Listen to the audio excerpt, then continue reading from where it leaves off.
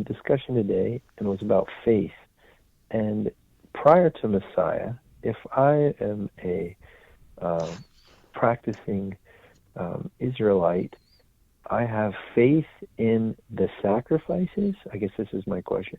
I have faith in the sacrifices like Yom Kippur, that my atonement will be made and that I will have salvation.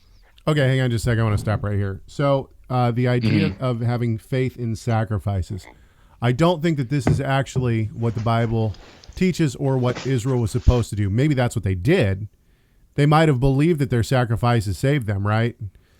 But ultimately, why would God then say, stop bringing your stinking sacrifices? And he says this on numerous occasions. He says it in Isaiah. He says it in the Psalms, right? And then it's reemphasized in the apostolic scriptures. So your thoughts? What are your thoughts, Jeff? I would reject the idea that I mean, obviously God did not intend for them to have faith in the sacrifices themselves. Yeah.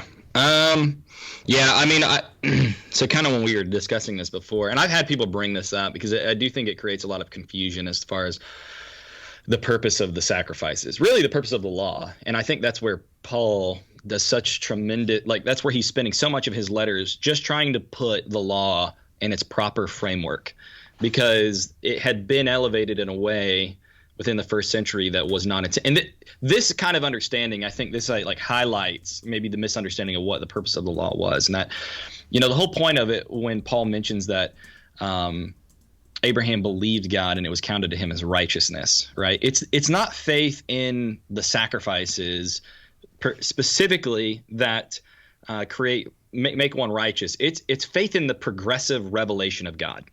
Okay, so and what I mean by that is that at the time that Abraham had been given what he had been given, the promise that was given to Abraham, Abraham believed that, right? He had believed what had been given to him. But ultimately, but ultimately, he believes the seed, right? He believes that the seed is going to come, and he believes the progressive revelation of the seed. In other words, in Genesis 3 is where the seed is promised to.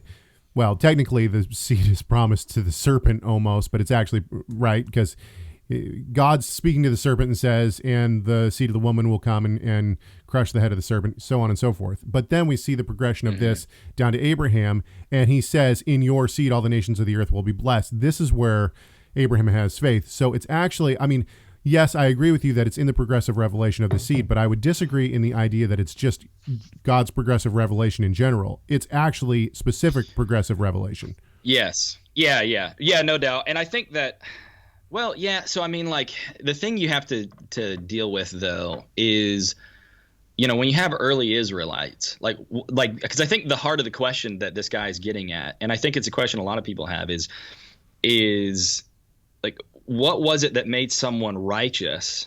What justified somebody before God prior to the knowledge of Messiah? Was it just like, and this is kind of where we talked about a covenant of works.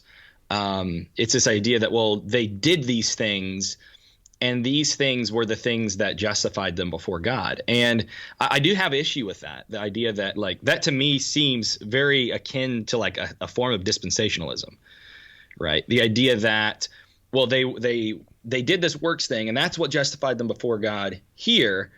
And then we get to the New Testament, we get to the time of Yeshua, we get to the time of the apostles, and now they're justified this other way. And I think that the issue that you have there with that is that there's over and over, God took away sacrifices. Right. So like when they went into captivity, you couldn't even do sacrifices. So what did they do then? Right.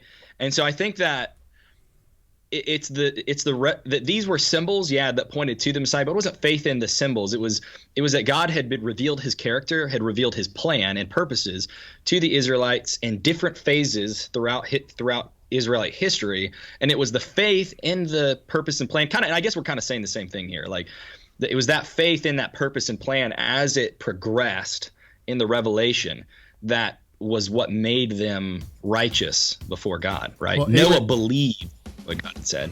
Abraham longed to see my day, and he saw it, right?